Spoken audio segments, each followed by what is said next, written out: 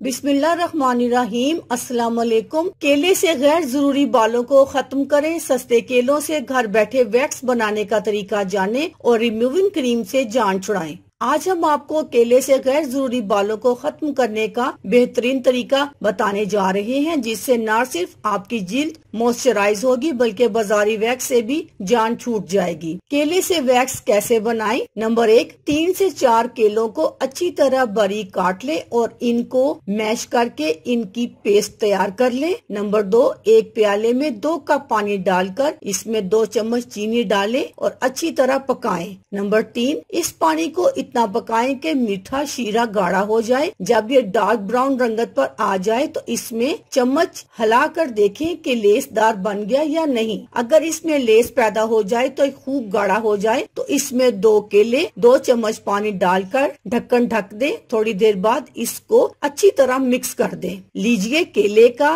Wax बनकर तैयार है। अब इसको हल्का ठंडा करके जिल्द पर इस्तेमाल करें। फायदा क्यों? केले के इस वैक्स को जिल्द पर लगाने से छोटे बड़े सारे बाल अच्छी तरह इस पर चिपक जाएंगे। फिर जब आप वैक्स पेपर या किसी भी कागज को जिल्द के साथ चिपकाकर बालों की मुखालिफ सिमत में उतारेंगे तो बालों की जड़ें खुद ब खुद कमजोर पड़ जाएंगी। यहाँ केला एक ग्लू स्टिक्स की मानित काम करेगा, जो बालों को खुद में चिपकाएगा भी और इनके फॉलिकल्स को भी खींच लेगा। अल्लाह हाफिज।